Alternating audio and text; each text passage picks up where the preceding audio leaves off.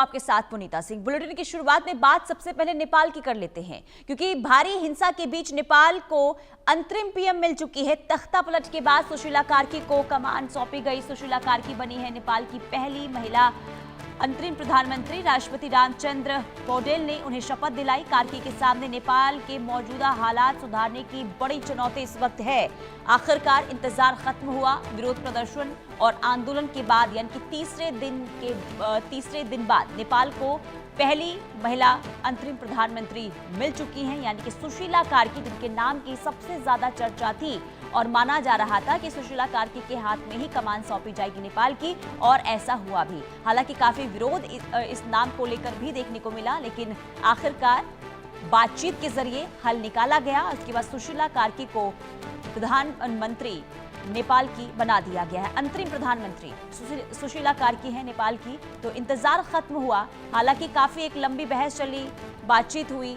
जंजीज के दो गुटों में भी सहमति नहीं बन पा रही थी, लेकिन सेना प्रमुख के साथ और राष्ट्रपति के साथ एक लंबी चर्चा के बाद आखिरकार कल देर रात सहमति बनी। और उसके बाद रात 9 बजे का समय था जब सुशीला कार्की ने अंतरिम प्रधानमंत्री के रूप में शपथ ली और राष्ट्रपति पौडेल ने उन्हें शपथ दिलाई है। तो तख्ता पलट के बाद सुशीला कार्की के सामने एक बड़ी चुनौती होगी, क्योंकि हालात नेपाल में इस वक्त खराब हैं। उन हालातों को पटरी पर कैसे लाया जाए, मौजूदा स्थिति को किस तरीके से ठीक किया जाए, इस वक्त सुशीला कार्की के सामने ये चुनौती होगी। सुशीला कार्की कई अपने कामों को लेकर देखिए जो जिम्मेदारियां उन्होंने निभाई थी अपने कार्यकाल के दौरान, यानी कि जब वो न्यायाधीश रही उस दौरान उन्होंने जो फैसले लिए उसे लेकर वो काफ़ी चर्चाओं में रही थी।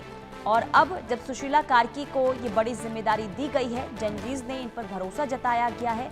अब कैसे आगे नेपाल की स्थिति को वो सुधारती हैं, कैसे वो कदम उठाती हैं, आगे उनके क्या फैसले होते हैं, ये देखना काफ़ी अहम होगा। लेकिन अगर भारत के लिहाज से भी देखें, क्योंकि सुशीला कार्की का झुकाव भारत की ओर भी रहा है, अगर हम देखें तो ऐसे में भारत के लिहाज से भी इसे माना जा रहा है कि एक अच्छा कदम होगा। हालांकि देखना यही होगा कि भारत के लिहाज से भी आखिर वो क्या फैसले लेती हैं। तो BHU में उन्होंने पढ़ाई की है, यानी कि बनारस यूनिवर्सिटी में उन्होंने अपना ग्रेजुएशन किया और इसके बाद मुख्य न्यायाधीश भी बनी। और अब एक बड़ी जिम्मेदारी नेपाल की सुशीला कार्की के हाथों में है। तो भारी हिंसा के बीच नेपाल को अंतरिम पीएम मिल गई है। तख्ता पलट के बाद सुशीला कार्की को ये बड़ी जिम्मेदारी दी गई है। काफी लंबी चर्चा हुई, जिसके बाद एक सहमति बनी और सहमति के बाद सुशीला कार्की को ये बड़ी कमान सौंपी गई है नेपाल की। हालांकि चुनौतियां काफी है, उन चुनौतियों से कैसे सुशीला कार्की आगे बढ़ती है देखना होगा। नेपाल में तख्ता पलट के 3 दिन बाद सुशीला कार्की अंतरिम प्रधानमंत्री बनी और राष्ट्रपति भवन में उन्होंने शपथ ली है। और आपको ये भी बता दें कि ये फैसला आर्मी, राष्ट्रपति और जैनजीज नेताओं की कई बैठकों के बाद हुआ है।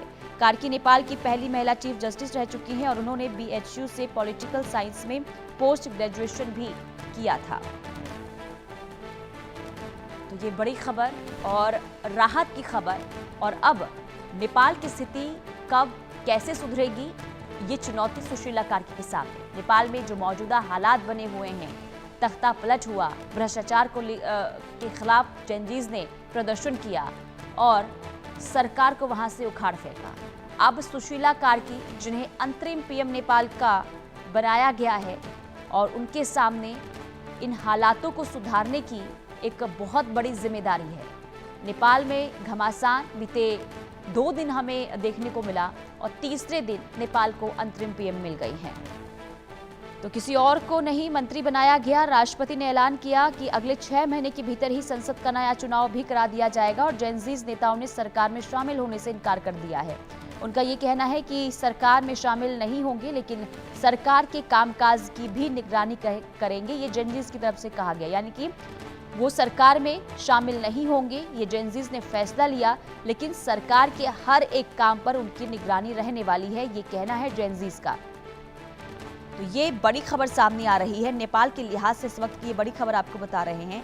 और अगर देखिए हम सुशीला कार्की की बात करें तो 2016 में नेपाल सुप्रीम कोर्ट की पहली महिला मुख्य न्यायाधीश वो बनी और 2017 में संसद में महाभियोग सुप्रीम कोर्ट हस्तक्षेप के बाद वापस वो लौटी और 65 की उम्र में उन्होंने रिटायरमेंट भी ले ली थी। हालांकि जो उन्होंने फैसले लिए हैं, खास करके अगर हम बैंक नोट छपाई घोटाला की बात करें तो जिस तरीके से उनका सख्त रुख रहा है, इसे लेकर काफ़ी चर्चाओं में वो रही हैं और सरोगेसी पर भी उन्होंने रोक लगाई। इसे लेकर भी इस फैसले को लेकर भी वो काफ़ी चर्चाओं में उस वक्त भी आई थी।